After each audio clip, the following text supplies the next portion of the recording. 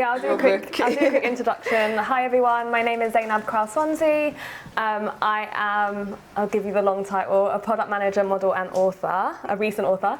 And I've just released the book, which is A Quick Ting On, The Black Girl Afro. I'll tell you a bit about A Quick Ting On as a series, just following on from what Cyan said, and then I'll talk a bit about my book. So A Quick Ting On is a new series of books published by Jacaranda, which is a black-owned publisher, and it's all about shedding light on topics relating to Black British history and culture. The reason for that is that there's not really many books out there specifically focused on this space. And so my book is the third one to be out. The first one was about Afrobeats music, so that's the first kind of book relating to modern Afrobeats. The second one was a book on plantain or plantain, which again was sort of like the first book of its kind that kind of like discusses that food in so much depth. And then my one was, Quick Ting On, The Black Girl Afro, which is basically about all things Afro hair. And I guess just as a topic, it is such an important part of a lot of Black people's experience, and that's kind of why it made the series. And there's another 5 books coming out later this year as well. And so, I guess A Quick Ting On, The Black Girl Afro generally is about kind of all things relating to Afro hair. The phrase "a quick ting on" is that it's a quick intro to these topics, so it's going to touch upon a lot of things and kind of just shows you the breadth of kind of discussion around the topic. So my book covers kind of history, it covers science, it covers like business, and the whole point is to show that, you know, this topic is very deep and it's not spoken about a lot outside of informal conversations amongst kind of friends or family, but actually this is important enough to be kind of documented and archived in a formal way in a book. So that's a bit about me. I'll hand over to Melissa. Thank you, Zainab. I'm Melissa Sinclair. I'm the founder of Big Hair and Beauty. It's a plant-based hair care brand for curly and Afro hair. When I launched the brand, I was literally just on my own journey, trying to find things that work for my hair. I was going through a period where I really just wanted to live in wellness. I was conscious about what I was eating. I changed my diet, and at the time there weren't a lot of products that were made specifically for my hair that didn't have the toxic ingredients that you see in a lot of products. So that's how I got started. I know we're going to go into that more. So that's a little bit about the brand and me. I'm originally from Birmingham, so it's nice to be back. So it's nice to be back. My background, I'm in construction. I'm a quantity surveyor by trade before I went into beauty, so it's a complete U-turn. I've loved the journey so far, and I'm excited to have this conversation with Zainab and, you know, touch on a lot of topics in the book because, you know, as Zainab and Cyan were saying, it's so familiar to all of us because we've all gone on the journey in so many different ways and had so many individual journeys. So it's going to be a good evening. We were speaking and we really liked the way it flowed in the earlier session where you guys were asking questions and sharing as we were going along. So rather than you guys just hearing me and Zainab's voices talk for an hour, it would be good to just, you know, share when you feel to share so we can share the conversation.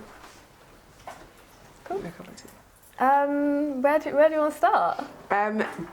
I think starting with journeys, what was your hair journey and your personal story with your hair? Yeah, so my hair journey was like very influenced by having 2 older sisters, so I'm the youngest of 3, and I basically kind of watched them go through their hair journeys before I even like knew how to do my own. You know, I saw them experimenting with their hair. I saw them both experiment with hair relaxer. My mum was very much like, you know, I think these things are bad, but you can go and make your own decisions, basically. So that's kind of how she approached things. And then I saw my sisters, you know, kind of damage their hair in different ways and then decide to kind of go back to natural. And so when they got to that point, they basically turned around and said to me, "You're never allowed to relax your hair."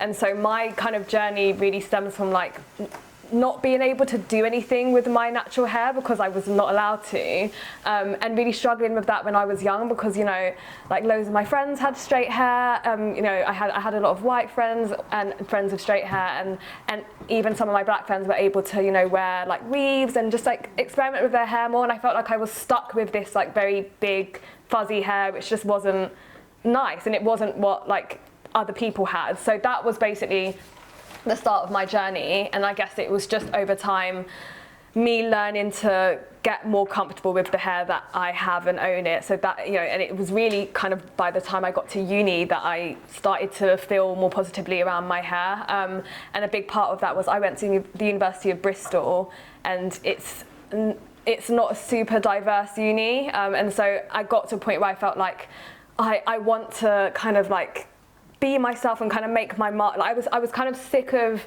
feeling like I was minimizing myself in spaces, and I just kind of one day thought, no, like I'm gonna, you know, just turn the other way. I had damaged my hair a lot through heat straighteners because although I couldn't relax my hair, my sisters kind of recompromised on me being able to use, you know, heat straighteners.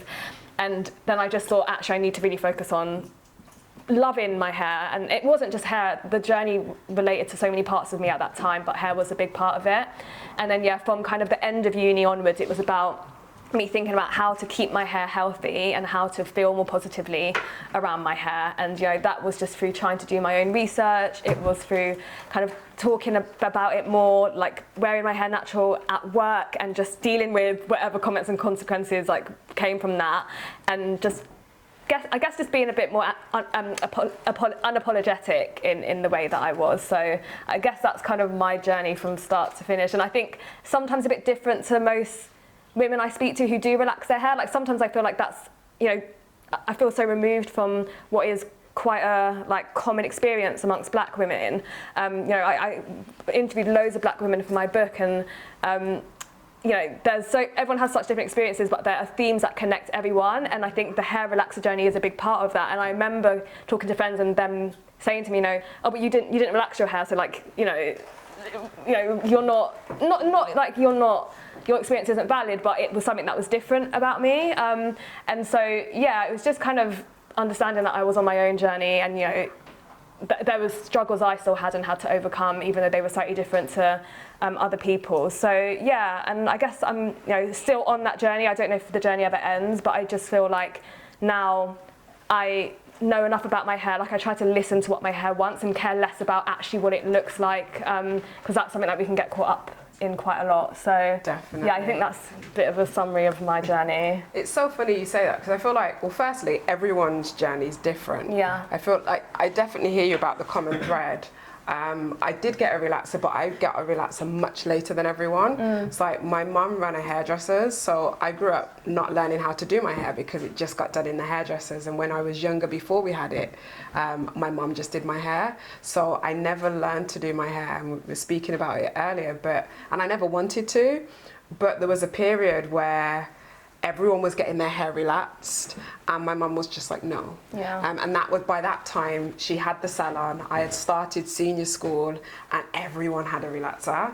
And my mum was like, yeah, you're not going to relax your hair because you don't know how to look after your hair. It's a big responsibility, and if you don't look after it, it's going to break.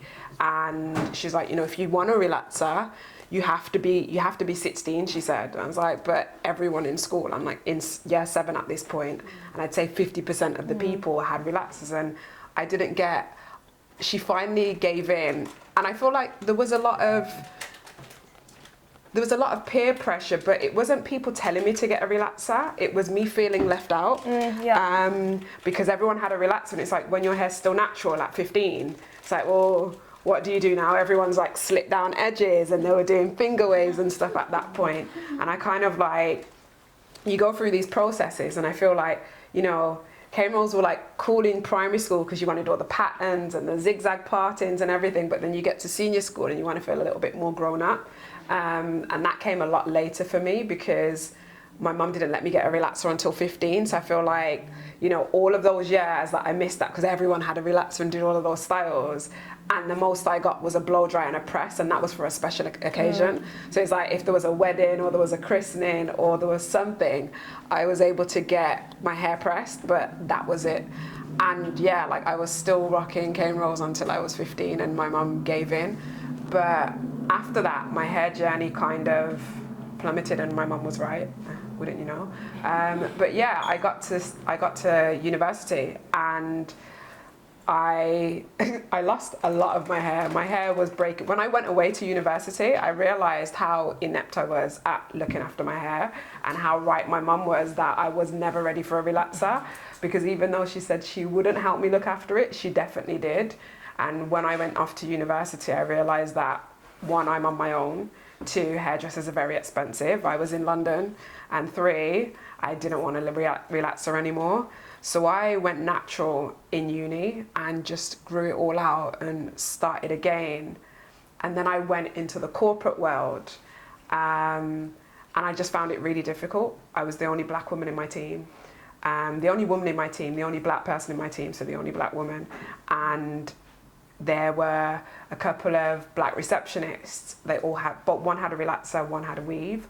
And I had gone natural, but I didn't know how to wear my hair professionally. So I went through this really big dilemma and went back to relaxing my hair. And it felt like, I really felt like I lost a part of myself. And there was a good 12 months where I was really unhappy. I was doing well at work, but I didn't like myself because I didn't like my hair. So when I went natural again, I took a sabbatical for 6 months. That's how, it was so corporate back then. Show my age now, but it was 2006. So it was so corporate back then. And it was, you didn't wear an afro to work. There was no way back then you could walk into a workplace and wear an afro. So I took 6 months off, and my plan was I'd cut my hair off, I'd go natural, and within that 6 months, I'd grow it out to a point where it could be professional and acceptable, and then I'd go back to work. And at the end of it, I didn't want to. That 6 months was the best 6 months of my life, and it was the 6 months before I started the deep dive into learning about hair. And I didn't know it at the time, but this was a few years in the making for me, starting a brand and researching and seeing that there were other women who were on the same journey, who, were using natural skincare products and everything else. But, back then in 2012, when I thought, actually, this is something that other women need, this is something that I need, more than I'm just whipping up at home, and started thinking about how to develop a brand. But it was definitely just informed by my journey, and just at a point where I really wanted to do better for me, and I didn't find the products. So yeah, it kick-started my journey into beauty, and I never went back to corporate construction. So I know you're still in corporate world now, and you were speaking earlier about how younger people come in and interns come in and see you. What do you think about the industry and what we're shown, images of women with natural hair, and how does it translate now? I've been out of the corporate world for a long time, but I know interns look up to you. How do you feel that the industry that you're in is accepting of your hair? I think it's changed a lot. I've been at this current company for 6 years, and do you know what? I think, probably not surprising, some of the biggest changes is in the past couple of years, when there's been more discussion around race and Black Lives Matter, and actually people questioning these big companies and actually saying, what are you doing to support black colleagues or black people or black communities? So I definitely feel like there's more awareness of, we need to create a space where everyone feels comfortable, because people were just challenged about that just 2 years ago, and that's still quite fresh. And I can only speak, I guess, from my experience, but I do feel like I can come to work with whatever hairstyle I want and not feel self-conscious about that. Obviously, there's always going to be people who will ask certain questions that might feel a bit offensive, or oh, I'm not really sure how I feel about that. But I think people are still on a journey in terms of education as well, and it's annoying. But sometimes you do. I try to be quite patient with colleagues who might want to ask me questions about my hair, because I know that sometimes it's coming from a good place, and if people aren't in close proximity to people who are different to them, the reality is they're just not going to know this information, and it still is everyone's individual responsibility to learn about different people's experiences. But I think in somewhere like a workplace where most times people aren't deliberately kind of trying to be negative, I think it can now be a space for conversation, and you see that a lot with like a company's diversity and inclusion agendas, where they are bringing up topics like this. They are bringing up topics like microaggressions and what can that mean for somebody if you're making a comment about someone's accent or someone's hairstyle. And so I think generally that awareness is there, and that is helping create environments where everybody feels like they can be themselves at work, and I don't think that was the case 5-10 years ago. Yeah, absolutely. I think like there's always this one comment that I always remember from when I was in corporate, and it was my line manager, and it was when I first started to go natural, and I got just some braids back, just straight back, and I thought that was professional to go to work, and it had like the hair in like you were doing earlier, and all the way back. And we had a big client meeting that week, and my line manager came in and he's like, "Oh, your hair looks different," and his like voice was really high, and I was like, "Oh yeah, like it's this and blah blah blah," and he's like, "Oh, okay." And he came over and he was just like, "So remember we've got that big client meeting towards the end of the week, so we're like working up towards it." And he's like, "You know how you usually have your hair? Like I think that will be really good." He's like, "Because we're all going to wear ties, so we're all going to make an effort." I was like, what? And it's something that's always stuck with me. He literally compared them wearing a tie and me not having my hair in braids all the way back for this meeting. And it's really nice to see the progression. I definitely hear like different things, I think, with different industries. Like one of my friends is a barrister, and she's got locks, and it comes up a lot for her. So it's still like some of the things are taking longer, but I think I can definitely see the change. Does anyone want to share like any nightmare work related stories or corporate related stories? Does anyone have any? Yeah. I had somebody that actually went and touched my hair. I think they had a bit of a shock because it had just been freshly greased, so they were a little bit shocked to what they had in their hands, and they never did it again. Yeah. How did you feel when that happened? Like in the workplace, which is meant, we talk about professionalism, and that someone's invading your personal space, full stop, but then they're actually touching your hair. I don't think I knew how to feel, because it's like, why? It's my hair. It was freshly washed and greased, for want of a better term, and I'm feeling it, but it's like, you shouldn't. Yeah. I didn't think I knew how to feel, and it didn't make me angry, but it's like, would you want me to put my hands through your straight hair? And so now if someone says, "Oh, your hair looks nice," thank you. Goodbye. Stay where you are. Yeah. And I think sometimes it's a principle. Like I don't get offended if somebody touched my hair, but I think out of principle I want to say, do you know that's not actually okay to do? And I talk about this experience in my book where, obviously at uni in a club, some guy came up to me and just like, I think I had my hair out, and he just like ruffled it, and so I did the same to him, and he pushed me because he was so shocked, because he had like gelled his hair, and he was so shocked because he was like, "You've messed up my hair," and I thought, have you not how can you not realise how hypocritical that is? And it's just like that kind of thing, like, would you do this to somebody else's hair? If no, then you have to question why you're doing this to me specifically, and that's a you problem, and like leave me out of it.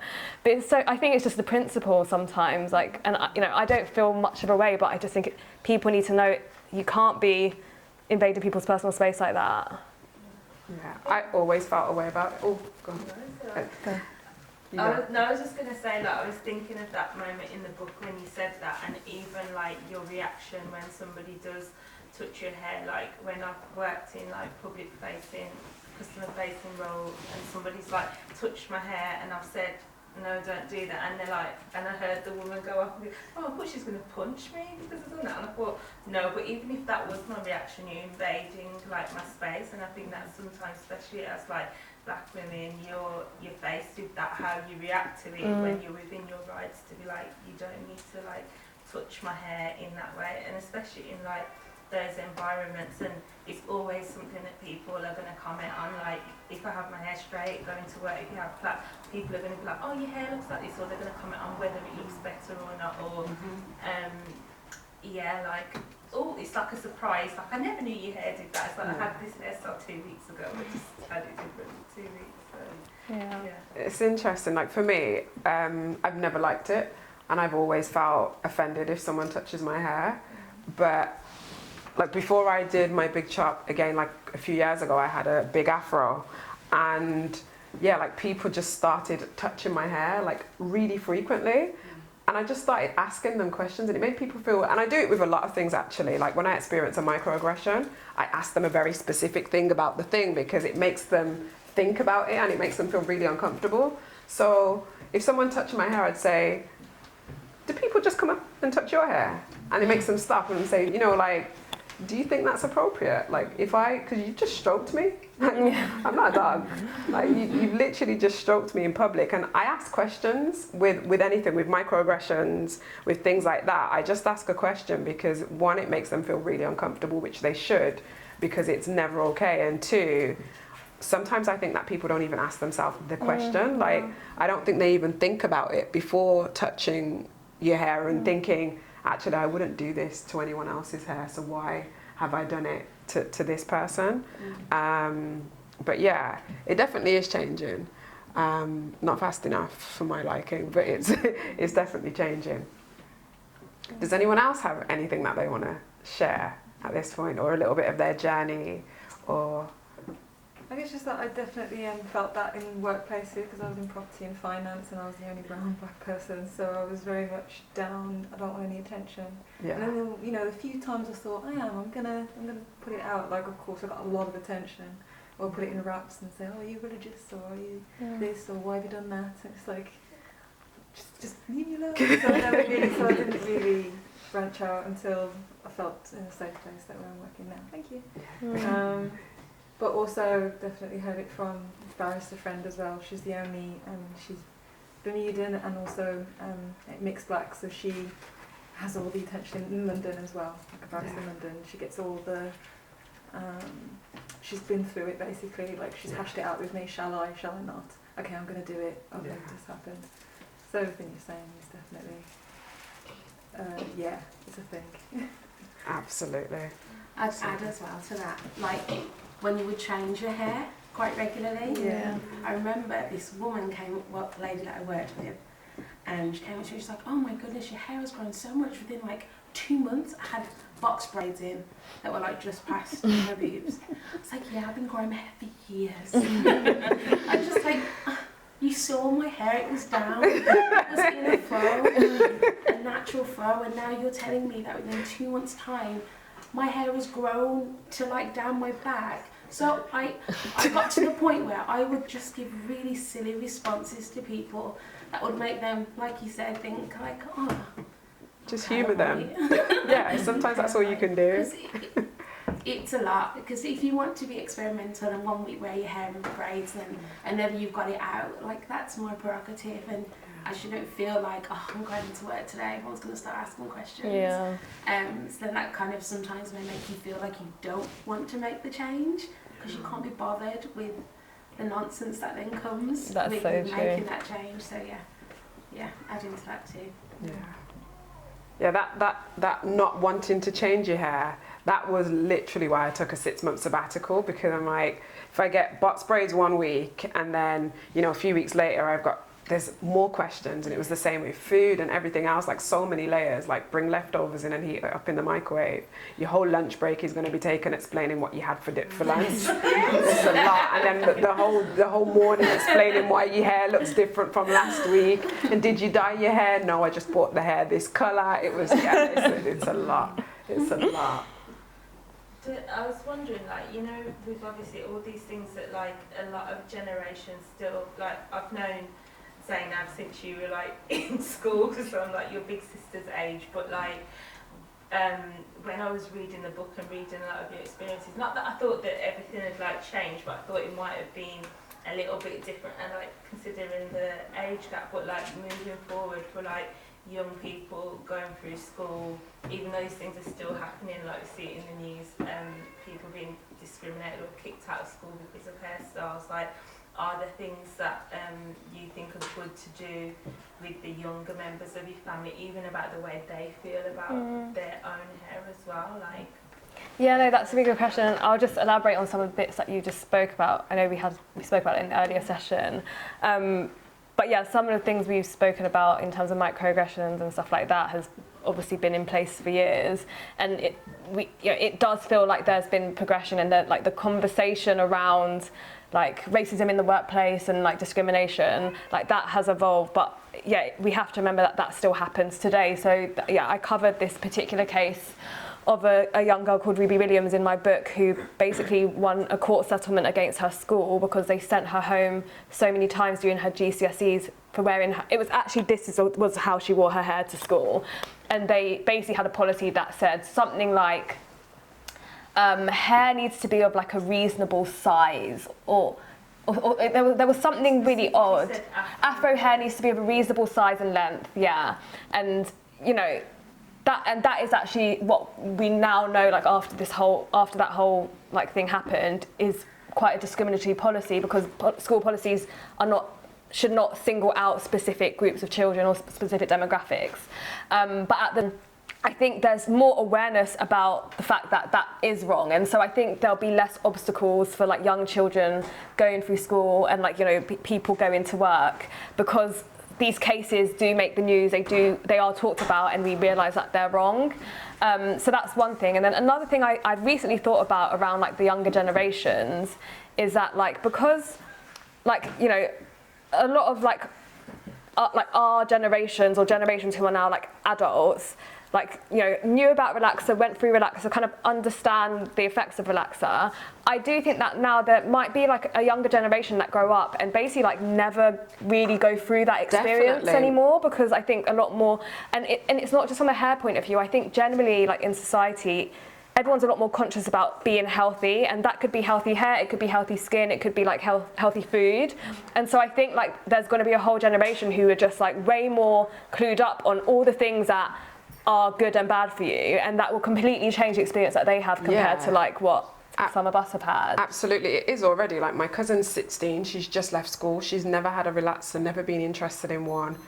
I think out of her group of like, there's 6 or 7 of them, only one of them has ever had a relaxer, and it's pretty normal for them. They're like, they're really blasé about it. She plays around with colour and she's still like super creative with her hair. She's like dyed her hair and stuff, but she's never been interested in a relaxer, and a lot of her friends are the same. So I definitely think that I look at them, and yeah, it didn't even occur to me until she started college last week, and we went and did like all of her enrollment, and there were a lot of like 16, 17, 18-year-old girls with just natural hair, and I've never seen that. And it was really, really interesting, because I hadn't thought about it until that point. Yeah. And I just think of like different stages in my life where I felt like I had to be, you know, put together or smart or whatnot, and they just, you know, afro puffs, high burn, like all of the things that, yeah, I don't think at that age I was, yeah, even conscious of it being a choice. Yeah. Whereas for them, it's like, well, why wouldn't I just wear my hair like this?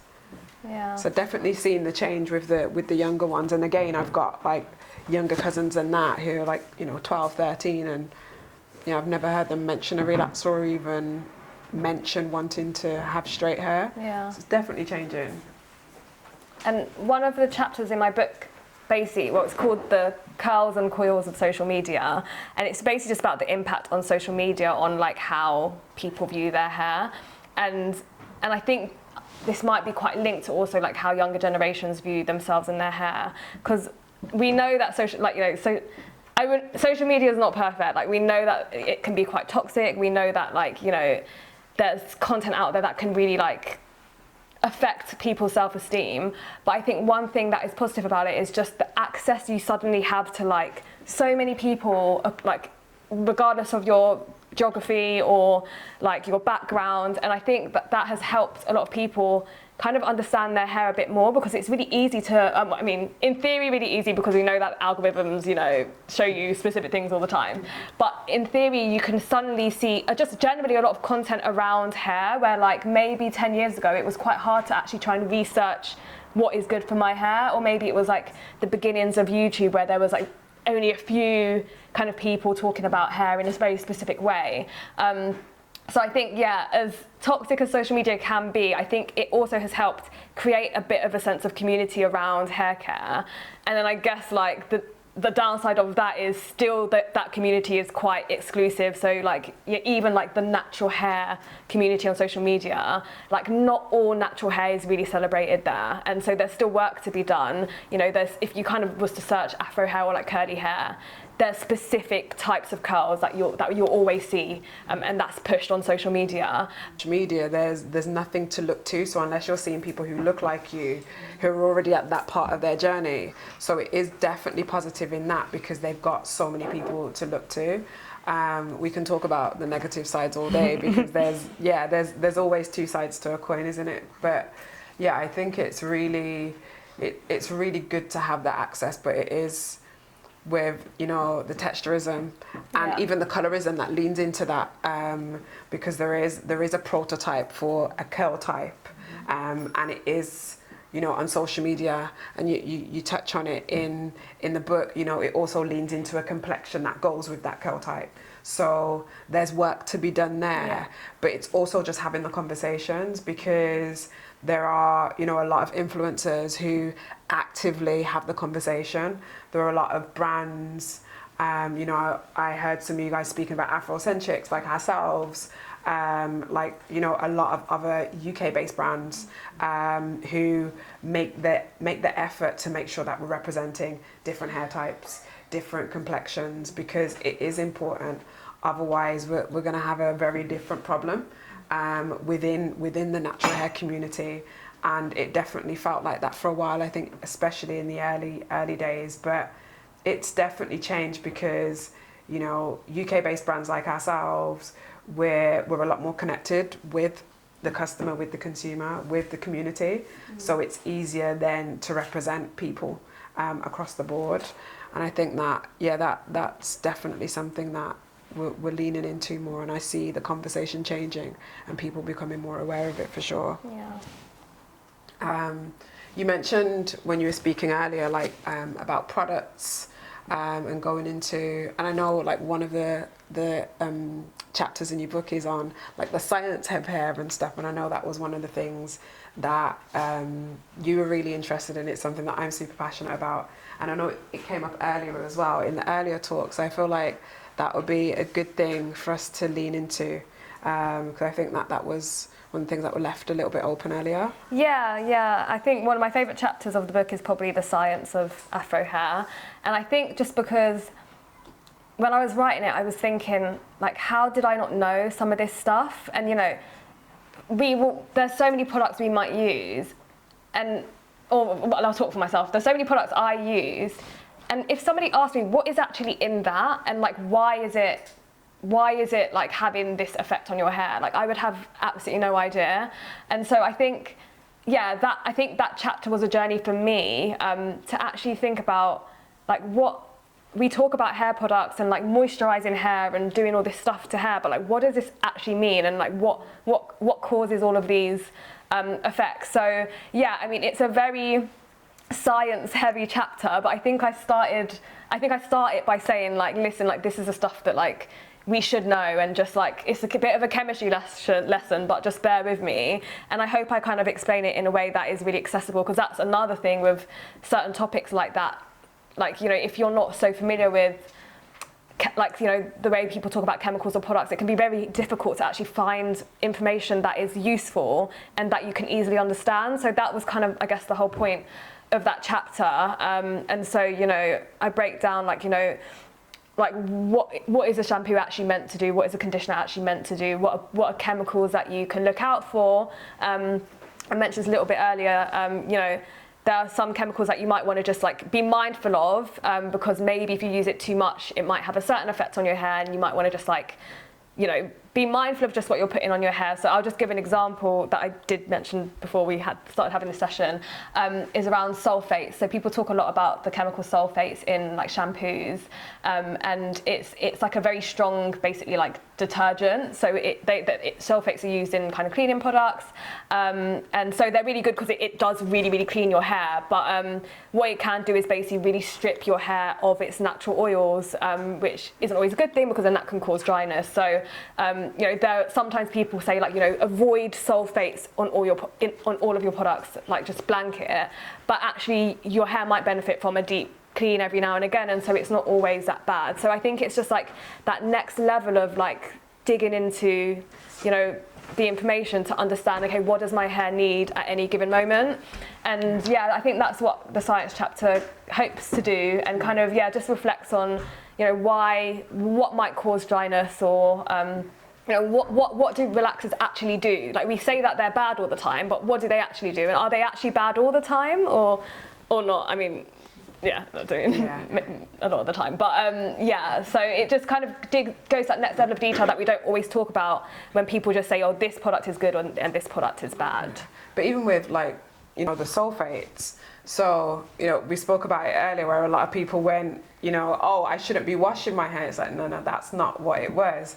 But a lot of the things that people will need a sulfate-based shampoo for is if you're using things that have minerals in it, mineral oils, silicones, a sulfate-free shampoo won't be taking that off your hair because it's not strong enough. So if you're using heavy products that have ingredients that bind to your hair, you absolutely would need a sulfate shampoo. But you know, when you see, a lot of people think it's marketing. So when people say, oh, you know, if you use like all of our range and if you do this, you create products that work in unison with each other. So like when we created the range, we went sulfate free because none of our products cause buildup. So our shampoo can remove all of our products because they're not made with ingredients that cause buildup. But there are a lot of products on the market that use ingredients that bind to your hair because it makes your hair look a certain way. So you absolutely would need a sulfate to remove it from your hair, because otherwise you're just going to have buildup on top of buildup, and that causes chronic dryness. So a lot of products that make your hair look good, and they've got silicones and mineral oils, and even like when they're oil heavy, it stops. You know, a lot of people focus on moisture. Hair needs hydration. The same way if you're thirsty, you need water. Your hair needs water. And it's something that we bring up in every hair care session that we do, because a lot of people is like, oh, you know, what's moisturizing? My hair's really dry. You know, what should I use? I'm like, well, what are you using that's water-based? What products are you using where water is the first ingredient and it's really light? And I find a lot of people with thicker hair, and it was something that I thought as well back in the day, I thought thicker products were better for my thicker hair, so that's what I stuck to. But actually, because of our hair, how it kinks and how it waves, we need something that's thinner to get in. And if you're using products like that, they won't be causing buildup anyway because the particles are small enough to get in. But that's getting really sciencey with it. But once you hear it and once you learn it, you're like, that makes sense. Yeah. Like, why wouldn't that make sense? But it's this whole process of getting to know your hair and understanding what it likes and what it doesn't like. Like, my hair likes fine products. I used to use thick products all the time because I thought that was the best thing, but my hair doesn't like build-up. It doesn't like a lot of product. It's really simple, and when my hair isn't happy, it absolutely tells me. But again, it's a process. It's a process in trying out products, but also giving it enough time, because sometimes people will buy a product and they'll use it once, and then it's like, oh, my hair didn't like this. And so, well, you didn't actually give your hair a chance, because if your hair is used to something over a really long period of time, it will have, even going and converting to natural products, a lot of people have a struggle and they don't adjust, their hair doesn't adjust to natural products straight away because they've been using chemical-based products for so long that it feels unnatural. It's like when you start a healthy diet, you know, when you cut out all of the salty seasonings and everything else, it's like, this food doesn't really taste how I like to eat food. But then you get into it and then you start finding your way, and you jazz it up in a different way rather than the salt heavy seasonings. And then you're back to creating things that you really like. And your hair's a little bit similar in that when you move over to natural products, there can be an adjustment period where your hair isn't happy, but it's because it's detoxing, and it's detoxing and letting go of all of the other stuff. And a lot of the times we don't let our hair go through that process because we want it to look good in that process, right? But sometimes your hair absolutely doesn't, because it doesn't like the process. It's screaming because it's letting go. It's like when I was saying to Zainab earlier, I'm on a sugar detox. I apologise if I'm speaking fast because I had cake. So this is like the sugar that I've had since my detox. So I'm like, oh my gosh. I said to Zainab, I hope I don't crash before the end of this talk. But now I've had sugar, I can feel like, I feel a bit jittery already because my body hasn't been having sugar. So this is the first bit of sugar I have. And your hair does the same thing, because you stop it from having something that it's been loving for all of this time. And then you give it something else and it's like, oh, hold on, I don't really like this. But, you know, a couple of days I'll be fine and I won't be jittery. It's going to be a slow process. But your hair, it's a similar thing. But yeah, the science section is super, super interesting. So I hope you guys really give it a chance when you read the book. And yeah, because once you get it, it makes sense, it really changes your relationship with your hair, because you then understand, even like sometimes you've been doing a routine for a really long time and your hair's fine, your hair's not giving you any signals that it's not liking it, but you'll realize that there might be a little section that you could tweak and change, and you'll see your hair change over time because you found that little issue within your routine, and now you understand your hair in a different way. I think I'd like to ask a question about the kind of, because we at Civic Square, we work a lot within the framework of donor economics, where we reimagine the economy and how you can step into a just and safe space. And so we were kind of chatting earlier on about the economics of black hair, like buying these really expensive products that might not work, but then also kind of expanding that sense of economy into how we can use this journey to get ourselves into a much safer space, and kind of widening that perspective of what the economics of black hair looks like, especially within this landscape. Yeah. And so I just find that like super interesting how you're talking about bringing, thinking about hair in a very different way, and thinking about what it needs and how you can moisturize it, rather than this best product of hair, this and that, and kind of that heritage and that connection and creating that space. I just kind of like want to throw that thought out there and see. Yeah. So like starting with the economics, you know, as a brand owner, and you know, I won't hide the fact that our products are in the top price range. You know, our full size products are between £14 and £22. And a lot of people, you know, they're like, I couldn't pay that for a product. So firstly, because of the economics of business, we don't have access to the rates that big brands are paying. So we're often paying more to create each product than you would pay to buy the less expensive brands in the shop. We're paying more than that to create product. We're paying more than that for raw materials. We're also using a much higher quality of ingredient. So when you're seeing a lot of products that are in the shops, they're filling them, you know, things like silicones, things like the mineral oils, a lot of them are fillers. So they're filling the product with a lot of inactive ingredients that actually don't do anything to benefit your hair. So because they've got all of these cheaper man-made products and ingredients in the product, they can sell it for a lot cheaper. They've also got access to bigger brands to cheaper rates. So, and they're manufacturing on a much bigger scale. So when they can do all of that, they can sell you a product for £3. We can't make a product for £3.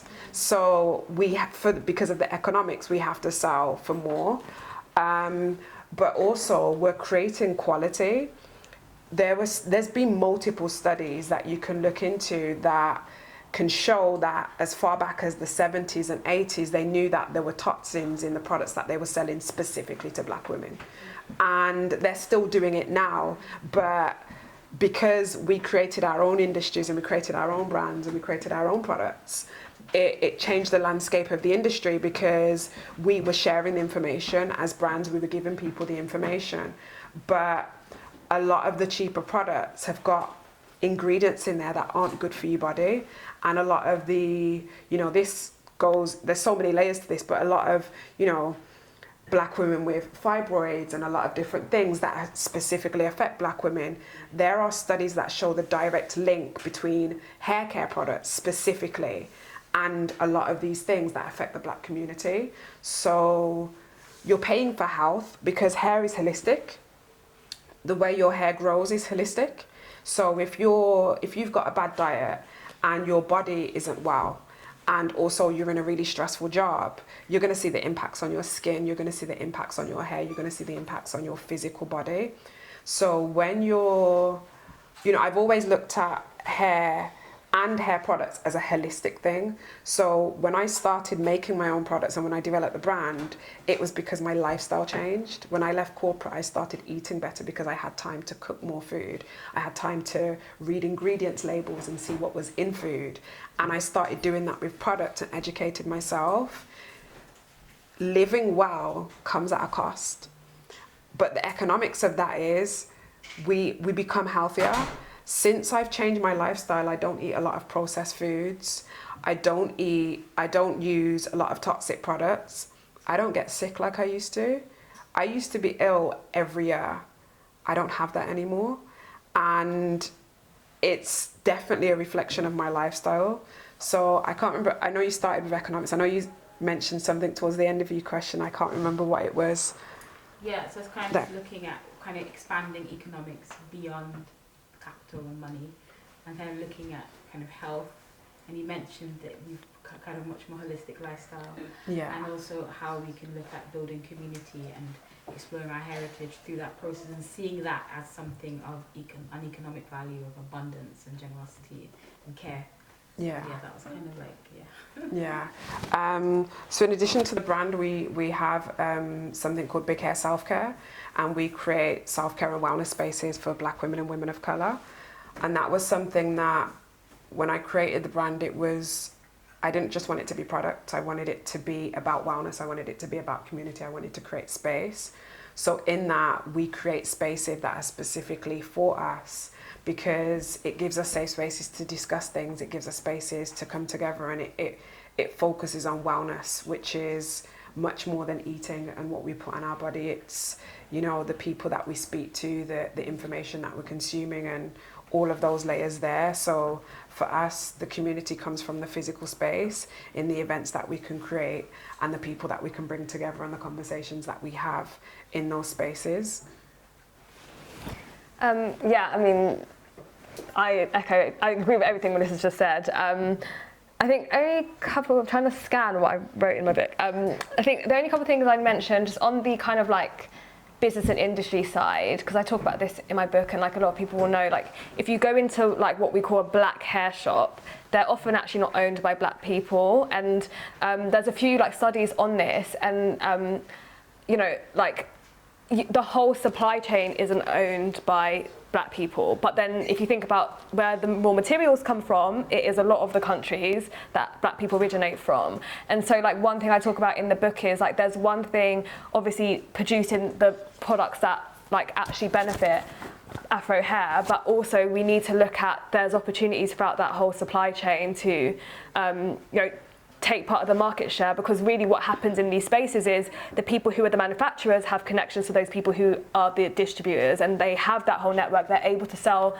products at wholesale, purchase products at wholesale prices and price out independent businesses. So I think, you know, when we think about like the economy of like hair and like the business opportunities, it's not just selling of the products. Like there's actually so many other opportunities, but maybe they don't sound as lucrative, so we don't really like think about them as viable career options.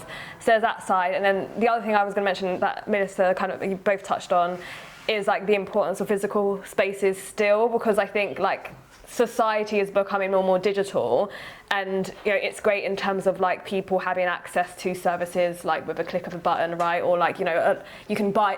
There was a time where hair products were only in shops, right? But now there's websites you can buy direct from big hair. You can buy from like marketplaces that will show you like the best black hair brands.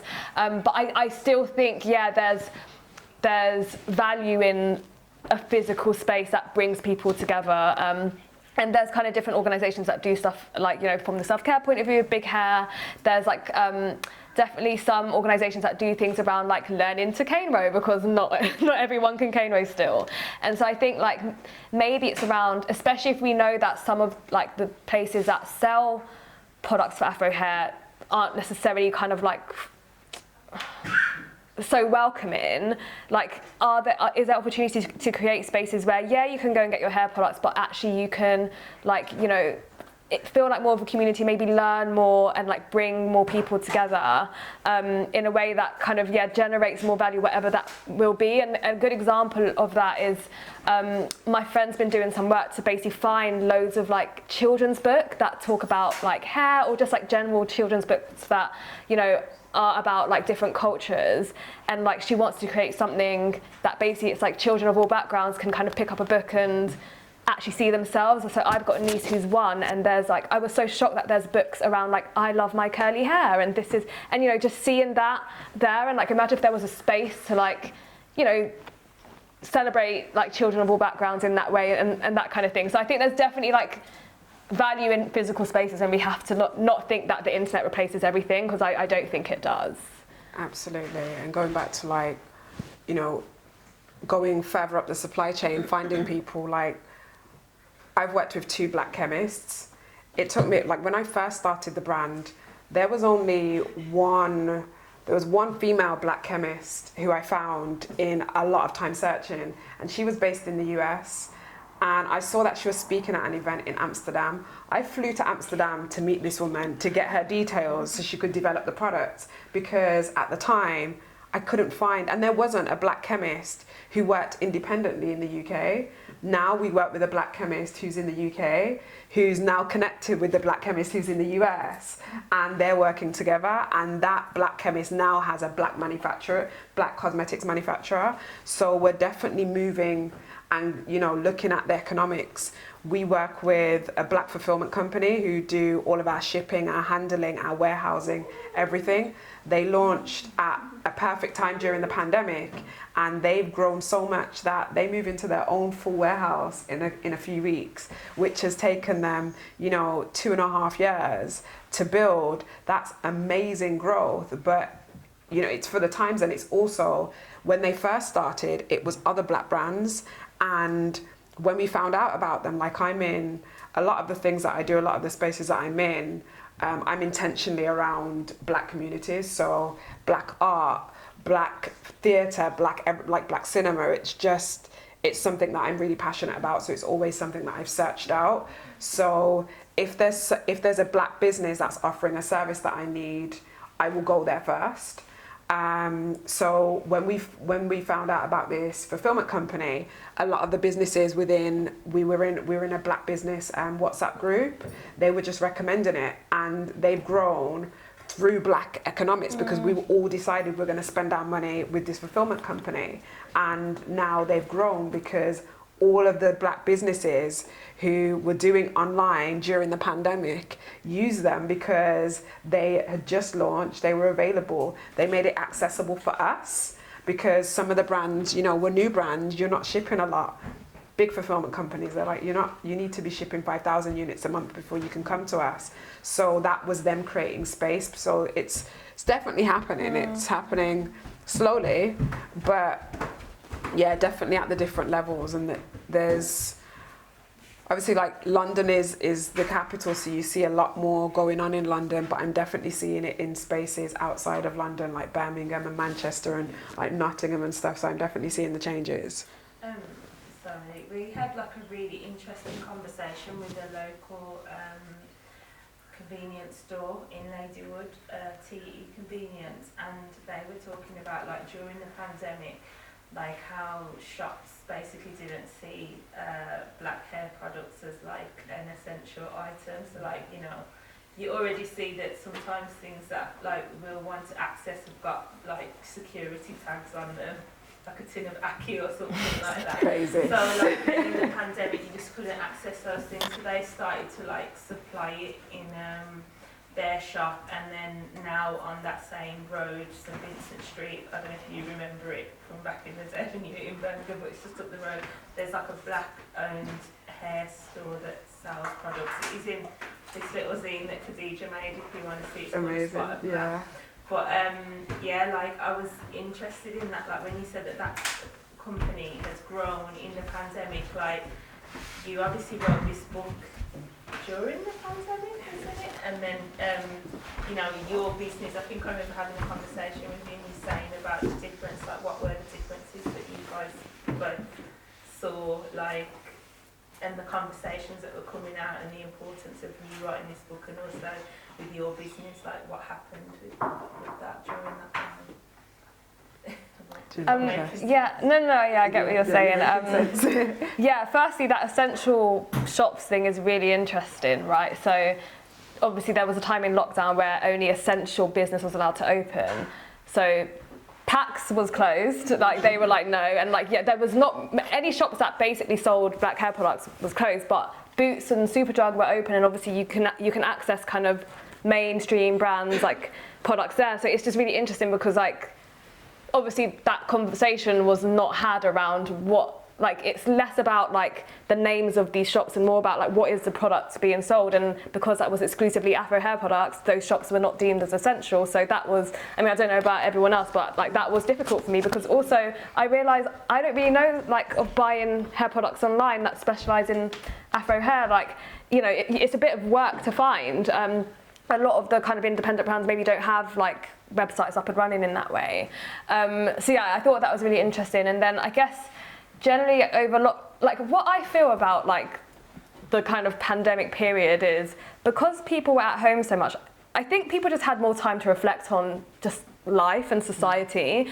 And I do think like the conversation around BLM maybe wouldn't have taken off so much if people weren't locked down in their homes with the time to actually like talk about stuff. I know it sounds weird, and so I think like that's why we saw so much change in so many areas. And yeah, I guess for me, so like yeah, I started the book just before COVID. It was like end of 2019, but you know I didn't actually start writing it for ages. But yeah, it was the big bulk of lockdown that I was writing it, and like as the, like, you know, there was a whole, I ended up having to talk about George Floyd and COVID because actually that, like, people were having to do their own hair for the first time because they had no access to hairdressers and stuff. So I think, like, it was quite a transformational period, like, in a lot of areas, but particularly, I guess, for, like, black people. So I think it's a mixture of, like, the pandemic and the conversation around BLM that kind of like sparked a lot of new conversations.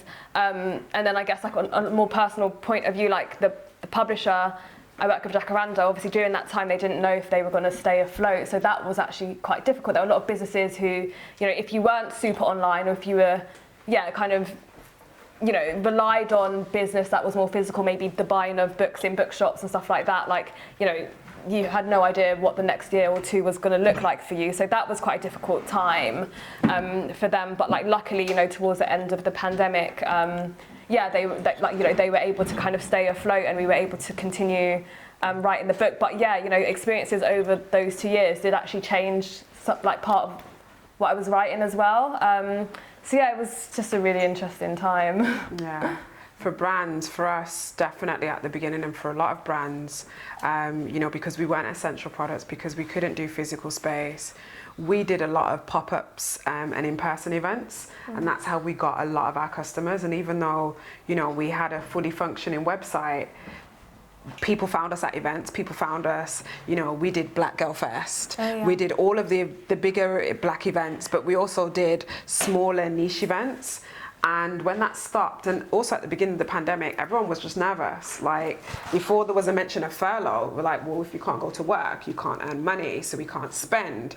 So the beginning of the pandemic for a lot of businesses, including us, was really quiet. It was like, we won't make it without events. And how do we get people to our website? Because apart from the people who come to the events and already know about the brand, no one actually knows, like, how will they know to find us? And then because we weren't essential products, and then you don't want to spend lots of money because you don't know what's going to happen. And yeah, it was a really scary time at the beginning. And then everything happened with Black Lives Matter, and then the first Black Pound Day happened. And like everyone in our Black business WhatsApp group, we just started sharing each other's content. Even like other hair care brands, we were sharing each other's content, and just like, look, because sometimes there's a gel that you like from one brand and there's a leave-in that you like from another brand, you know. So it was like, well, somebody might like your shampoo, our conditioner and whatnot, so let's just share and let's just build. And we were commenting on everything.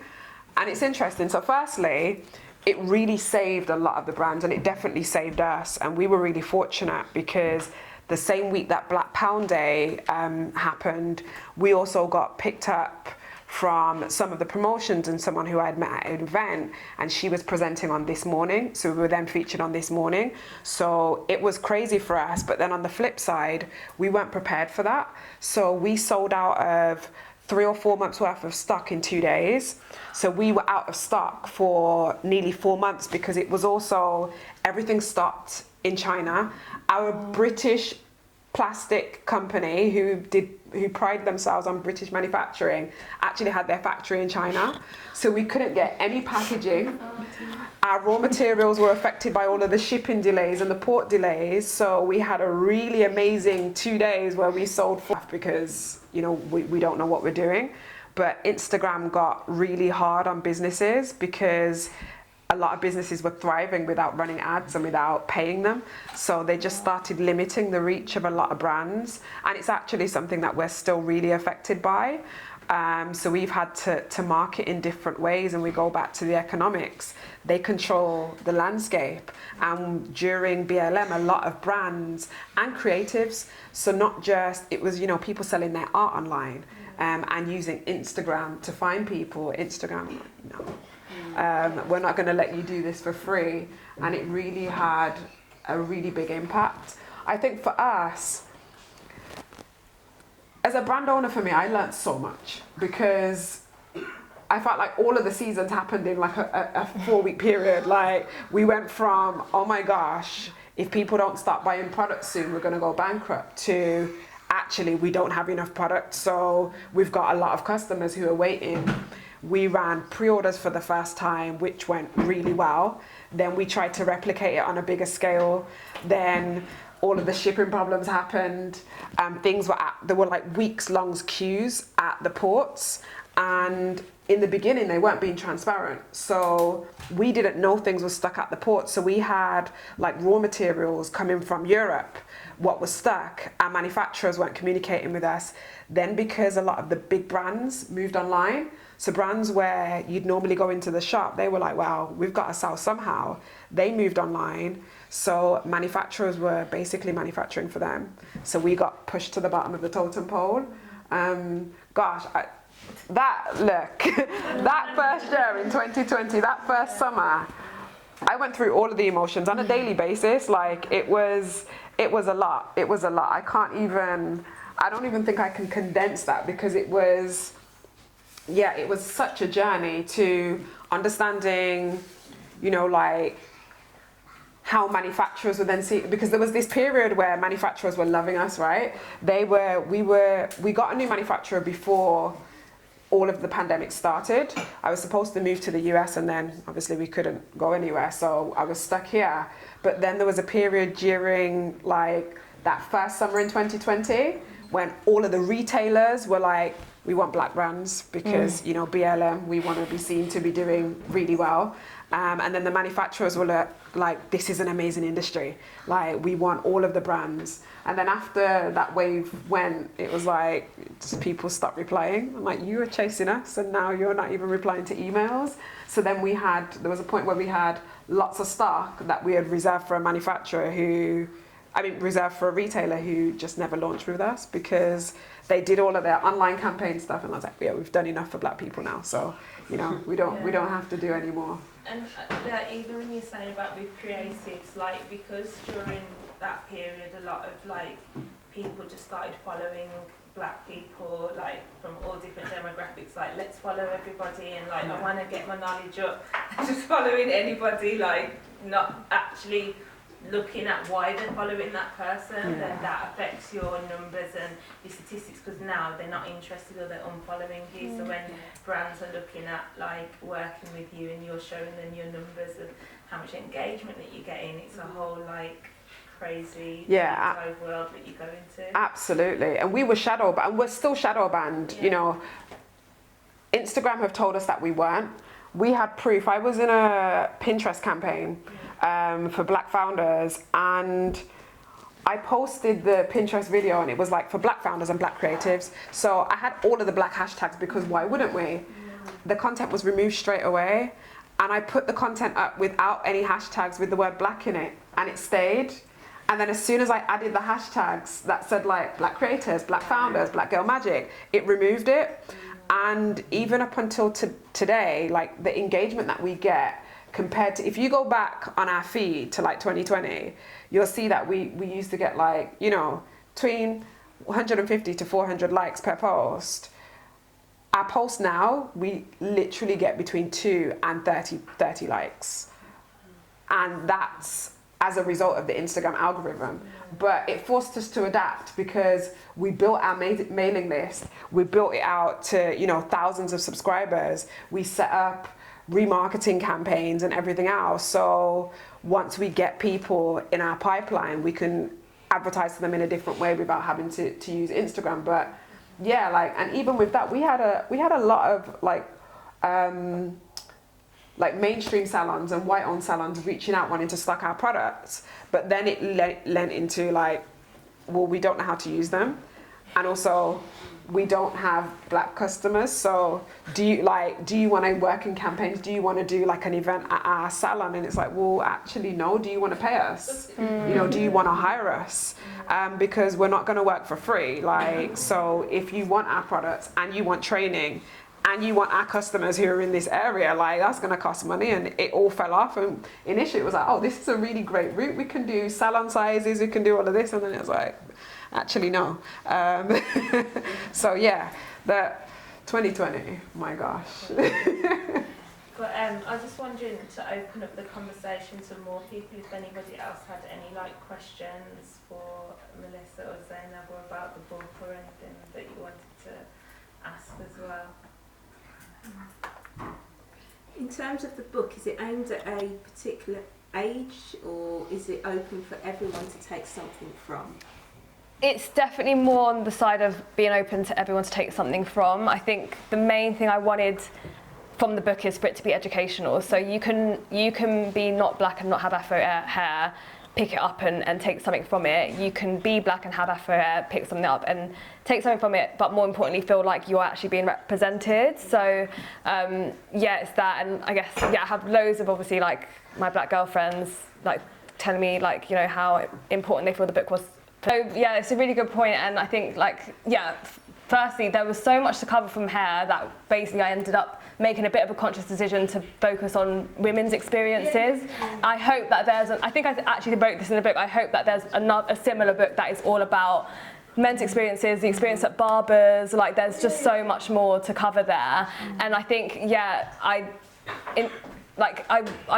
set the scene in the book to be about my personal experience because it's something deeply personal to me, but at the same time interviewed a lot of other women from different backgrounds and ages, and also like touch upon a lot of research that then discusses like time frames that are beyond just, I guess, my life. So yeah, trying to kind of cater for that. But I mean, yeah, again, it's a quick thing, so there's just still so much more to cover. Yeah, I totally understand what you're saying there, because one of the things I was sitting and thinking when I started working in the late 70s, and what you're saying is that when yourselves have gone into employment or working corporate, you know, something really high, that people actually take time out to want to sort of like touch your hair, or even saying to you, oh, we've got a meeting, can you make sure your hair's not not afro or Yeah. got the beads. Never had that. So I was really, I'm thinking, oh God, did I miss something? Was I being naive?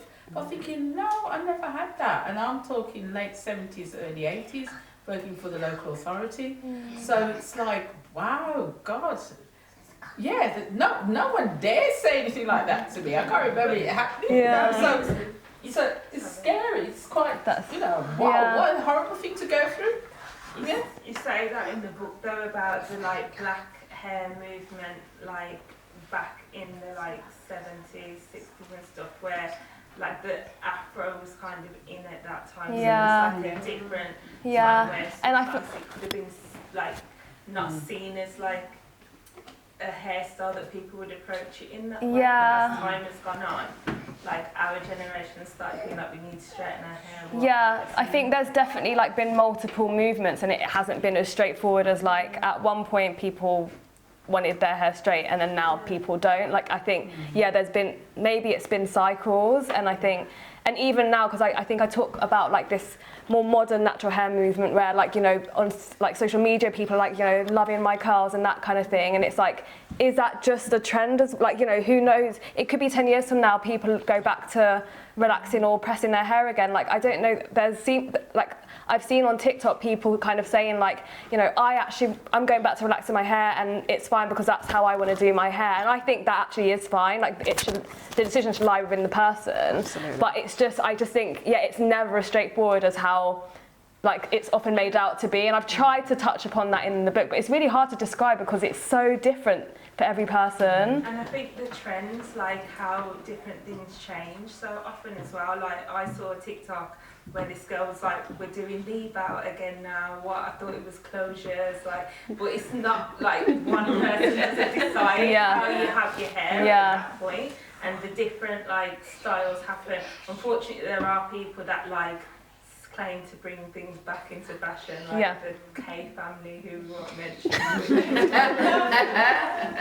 you know, and cultural appropriation and stuff. But there's a lot of things around that, and I find with like, obviously with fashion and style, it happens a lot anyway, but I find that like it's policed a lot with black hair, like more than any other type of like style hair. So Yeah, for sure. Anyone else? I'm curious, in the economic context, you mentioned the shop, because my experience as a kid was like I had to go, I live in Dudley, and I had to go look at the bus away to Wolver and the one black hair shop and spent that money there. And it was and you know, as I grew up I found more, but they were always never owned by black people. And you mentioned it and you said it's like buying wholesale. I was just wondering, have you seen, when you were researching it, have you seen a change, like when you were talking about how there's more black chemists and more black manufacturers, which was great by the way, like thank you for sharing that, thank you for touching on that. I was just curious if you've seen, or both of you even, have you seen more in positive ownership in terms of shops and spaces as well, and if you dig into it, if you found any more information, is it just purely the wholesale thing? So it's interesting because in my research, basically, when I was looking at the start of the black hair product industry in the UK, it was started basically by black people. There are three black men, Len Dyke, Dudley Dryden and Tony Wade, that basically like are named as the people who basically first, like they were Caribbeans, came over, I think it was in the 50s, and saw that basically there was nothing catering to black hair, and basically created that space themselves, and I think it might be the first black millionaires, or you know, just broke lots of ceilings back then. So I found that interesting because I started that chapter thinking, why do no black people own black hair products? And I found out, well, actually they did. It's similar in the US, and people will hear about Madam C.J. Walker, who basically is known to have created the black hair care industry out there as well. So we had the equivalent here, and then there's an interview of Tony Wade I think it was like 5 or 6 years ago, because he was still alive, and he basically said like, we wanted to sell the business to like the younger black generation, but nobody kind of had the means to. So like we had to just like, you know, we just had to sell it off, and like that. coincided with the fact that a lot of the big corporations were seeing that this is a thriving industry, we're going to play in this space, and that's kind of how it started, right?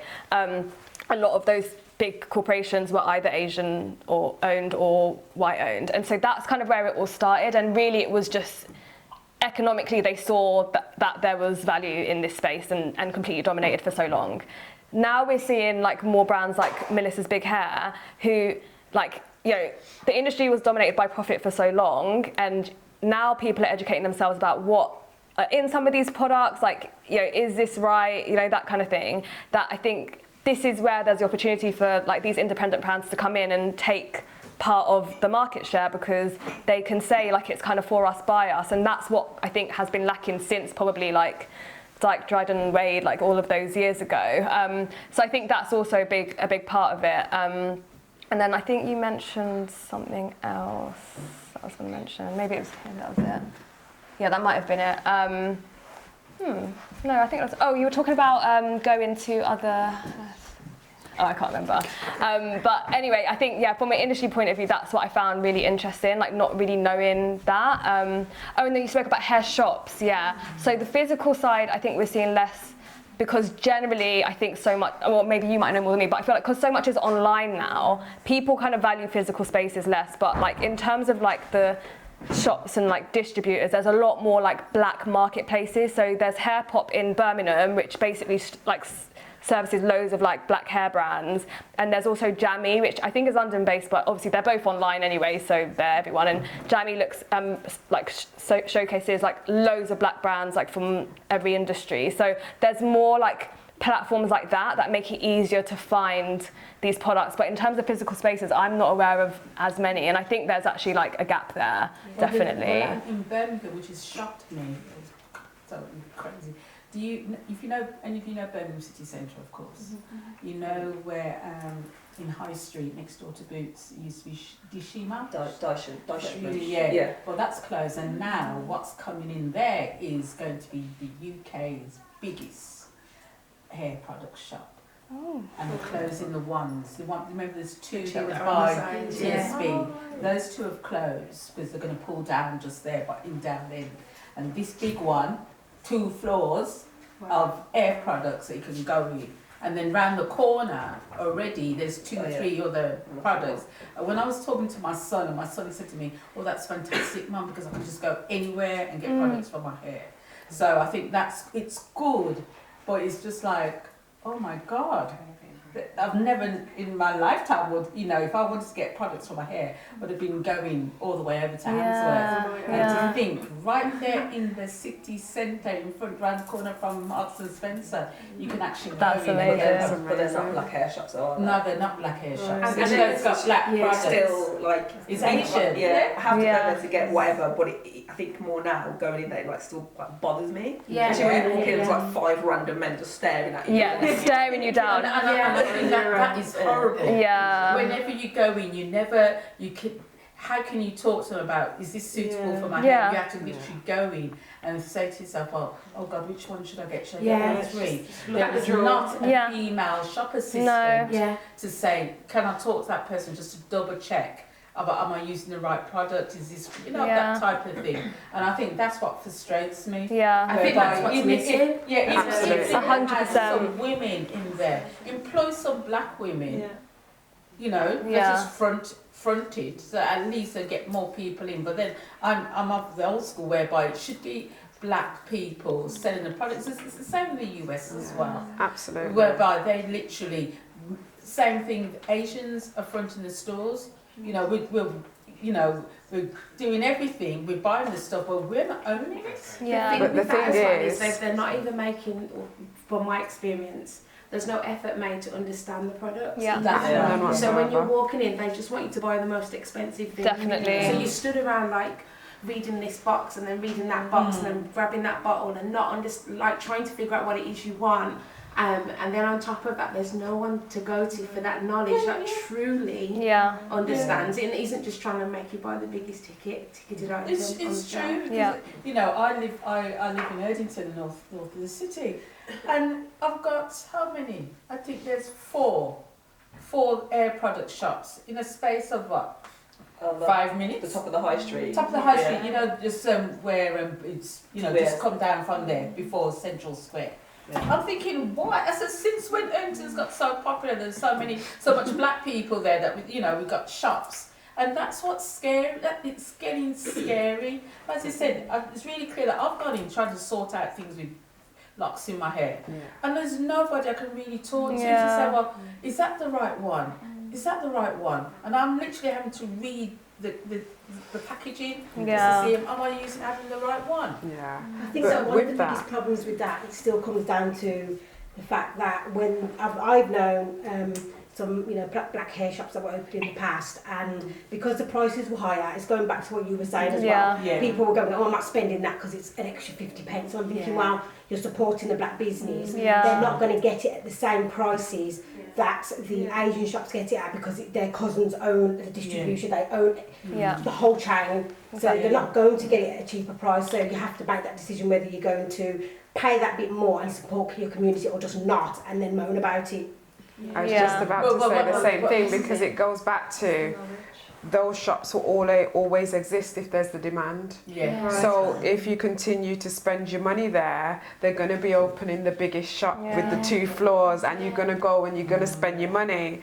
So there's always going to be the demand, and it's a double-edged sword. Like we're in a cost of living crisis, we're in an energy crisis. So you know that's also understandable. But you know, as you said, because sometimes it is something as small as it's like 50, 75p or whatever not, but if we come together and we're intentional about where we're spending, what we're spending on, there will be more businesses who survive, because it's not that the businesses don't exist, it's that they don't survive. Yeah. People don't buy with them often enough, they don't spread the word enough, they don't tell enough people, and that is what kills a business, because people will try. I've seen businesses start and fail time and time again because they don't get the same support. When they do well, they can reduce prices, they can buy with other businesses, they can then take part and develop and build different parts of the supply chain, so they can be more competitive, but they have to start somewhere. Yeah, it's true what you're saying, because another thing is that why do we struggle to pay to look after ourselves, make ourselves beautiful? Why do we always have to be thinking, oh no, that's too expensive? But it's about supporting each other, and don't expect your black businesses to be doing things at cut price, at cheap, because they will not survive. You know what I mean? And it's like they've got a business, they need to survive, they need to pay the bills. So why can't you support them? You get what I mean? I struggle with that. Yeah, I think that's a really good point. Well. I was talking to my friend about this with hair styling, right? Because if you think about getting your hair braided, that is a lot of skill and a lot of time. If you were in a high street salon there for that long, you're probably coming out and it's £500 for you in terms of how much time it's taken that hairdresser to do that thing and the level of skill. But if someone's charging £100 for a whole set, like a whole head of braids, we will think that that's actually like a bit of a rip-off, but actually are we valuing these skills and services enough? Because actually that should be worth hundreds, because people are getting haircuts in high street salons and paying £100. Someone is individually braiding probably 100 braids on your head and you think that's £100 as well. It doesn't add up. But I think things that we think are from the community, and maybe it's our mum does this, so we don't see the value in it. But that's why we should see the value in it, because it is so much skill. It's happening in different levels in the black community. But it's like you said, you know, we should be. If someone can pay £500 to have their hair done and they pay it, why are you expecting it to be cheap? It's a long time to be sitting down, and I know. When I've just come back from Ghana, you see women having their hair done, and it's 4 women doing the plaiting it, and you're thinking, okay, it's something to do. I'm not sure they do that here in the UK. Do you? Not as much, but sometimes, South London salons. Yeah. So naive about it. No, not at all. But I think it's good the way they were doing it, seeing the 4 girls, and they just all they've got the nice uniforms on, and they're plaiting away. I'm thinking, oh, great. So that looks good. So it's such a good point. You know how there's the campaigns around tampon tax because women are paying more just to be women. Yeah. There's a black hair tax. Like, Yeah, absolutely. I mean, I literally, yeah, I wrote an article on this that's going to come out. There's certain high street salons like have, basically it was like for Afro Hair plus £50, like explicitly. And it's like, you know, just say you can't do the hair and go. Like, and it's like there is a premium that like you kind of pay for just having natural hair. But then at the same time, like we really undervalue some of the like skills and services in hairstyling as well, when really like those should be the people who are charging the premiums, but like you want to get your hair braided for £50, like it's just, it's crazy, yeah. And I think, yeah, I don't know, it's just such a thing. And even with products, like we've had customers like at events and stuff and be like, yeah, I'm not going to pay £20 for a deep condition, I'm not going to pay this.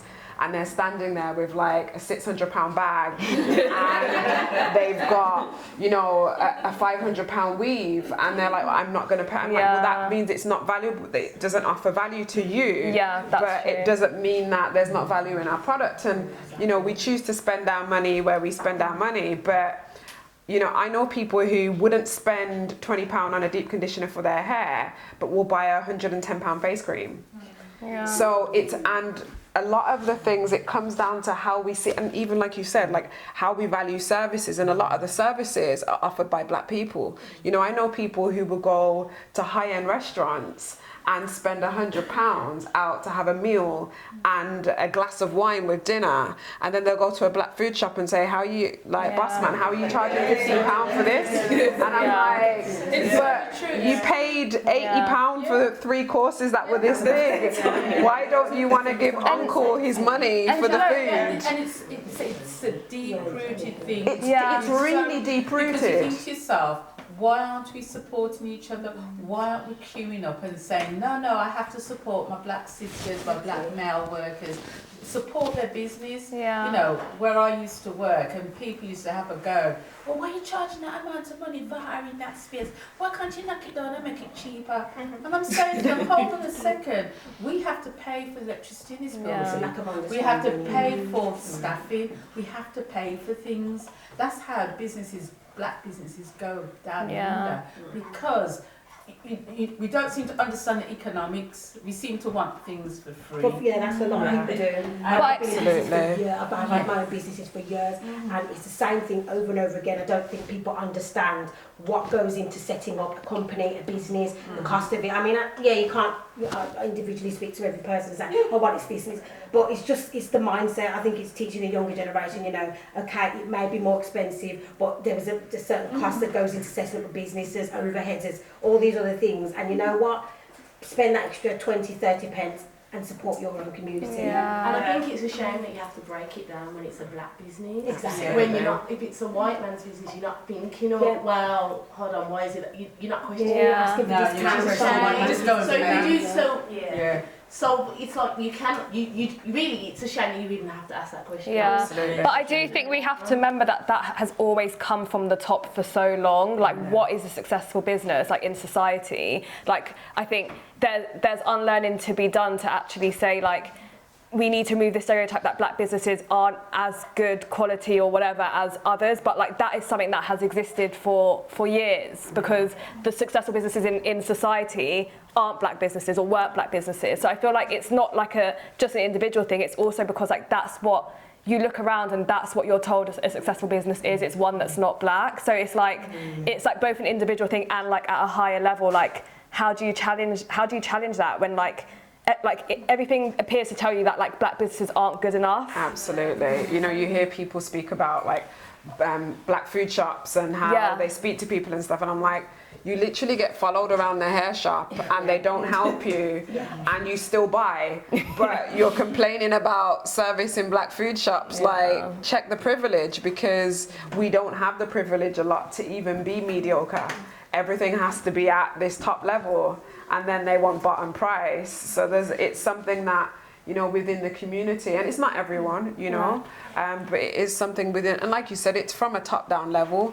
This is something that has been passed on, that has been taught, but it's deeply rooted, so it's the unlearning. Yeah. And a lot of us, you know, the reason why we can be here and have this conversation is because we're unlearning. and will attract people who are on that same journey. And this is how we build. This is how you look at all like the Black Wall Street and everything else in the US, and you see how they built. They just started living amongst each other. You look in Los Angeles where they've got like the Black Beverly Hills where, you know, one wealthy Black person moved in and then another one and then another one and then another one. And they're like, yeah, this is ours now.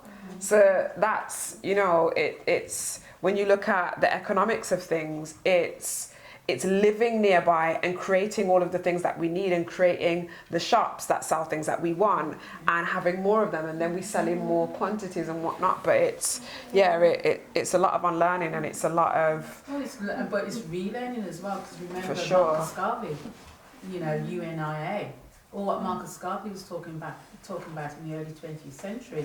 We should be doing it. We should be having our own schools, our own businesses, the whole lot. So, you know, and people were starting to do it, and then slipped.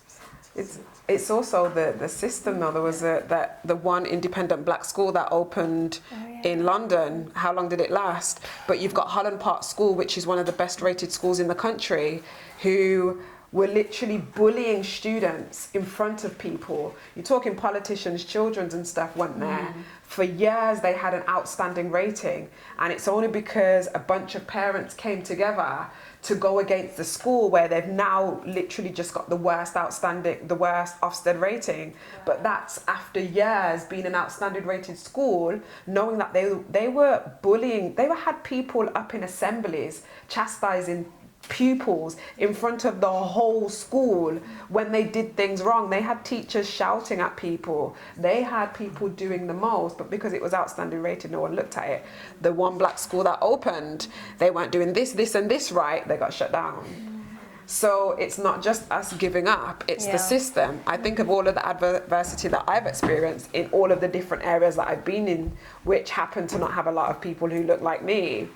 I've been pushed out of a lot of those systems. You know, when I was looking for a manufacturer, it literally took us about a year to find a manufacturer, and we had the orders, we were growing, but nobody wanted to even let us in. So we have to look at the obstacles as well. Like, a lot of non-Black owned businesses can go to banks and raise money really easily. We cannot raise through banks, we can only raise through investment, and most of the investment that we need as businesses comes from outside of the community, then the business isn't the same. So there are a lot of obstacles that mean that, you know, from a top-down level, it's really difficult for us to build, but there are definitely models that we can look to, like the Black Wall Street and the Black Beverly Hills and stuff, and model them. We're just not there yet. But again, we've been coming to the UK and Joe since like Windrush. It's still new. They've been in the US for hundreds of years now. So it's a process, but I feel like we're moving. It's coming. Yeah, definitely. I think there's that internal journey that you have to go through. So it might be top down, but then there's also that internalized bias that you then have, which is why you want to support each other. I mean, me personally, I buy my hair products from my friend. She makes them, I pay whatever she charges, and I don't complain because it works, and I know that she's doing a good job with it. So like, I feel like it's also that thing where I've spoken to other people and like, yeah, well, I could buy it here. I don't know why I couldn't charge that much. I'm like, well, then you do that then. Kind of, you know. So I think there's also that is real internalized thing that we have to also break through. And part of that is not simply just creating spaces where people like us can be in, because we're going to be creating it within a structure that is itself problematic.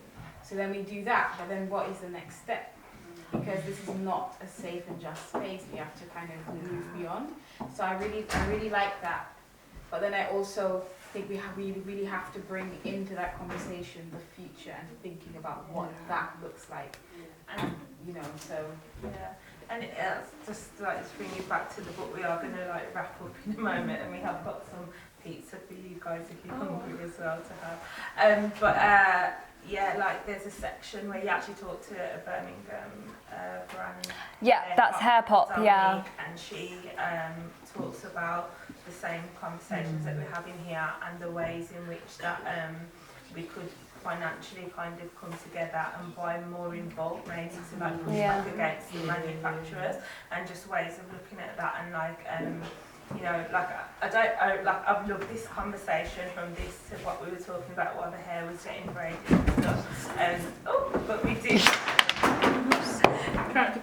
have to start wrapping up soon. But I just wanted to say, like, even in the work that we're doing at Civic Square, we're looking at different ways of how we can build an economy in the community, and that there's communities within communities, and if it's looking at ways like continuing this conversation in another way into what does that look like, as Khadija was saying, in the future, of us like supporting people so that they can build their own, or doing things like earlier we was talking about your auntie cooking while your mum does someone's hair, like these things within our own families, like we're supporting each other and supporting the person down the road and stuff like that as well. And like as I said, we can have like final closing moments, but if you guys have got other things you want to say, but there's also a continuation of the conversation.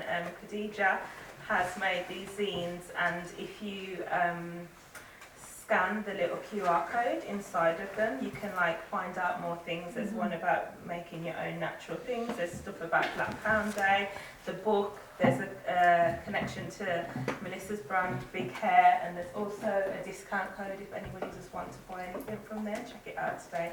You can get 20% off with the code, and also local places where you can get things. And CC over there, her link to her Instagram if anybody wants to get more tips or find out about any workshops she's doing, or get their hair braided as well. But I will pass back over to you guys. Final words on the book, I Zainab? don't think I have any final words. Yeah, I think it's my debut book. It's been a few months. This is very much like a new journey for me as well. But yeah, so I just appreciate even, you know, everyone taking the time out of their evening to come.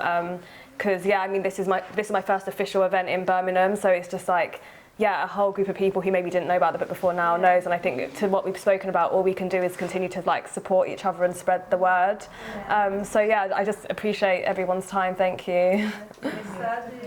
Oh, I'm just really excited to be back in Birmingham. I haven't done an event in Birmingham, so yeah, this is really nice, and just really nice to come and, you know, have a chat and just, yeah, like you said, we just need to keep having these conversations. And yeah, well done on the book. Thank it's you. Just so nice to see. And with Big Hair, so important. Yeah. Thank you.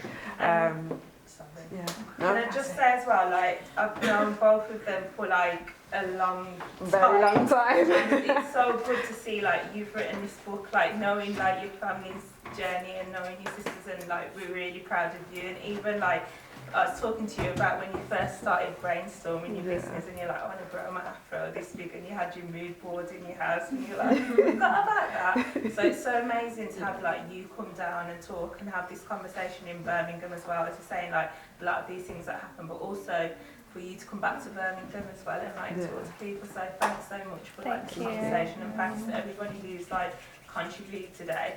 And if you want to continue the conversation or get in touch with us at Civic Square or in touch with these guys, please take one of these, and please take a book, read it, share it, and pass on the knowledge, or tell people to go out and buy it as well, or buy it if you can afford to like get the copy as well yourself, buy another copy too. So thanks for the conversation today, guys. Really. Thank you. Thanks everyone.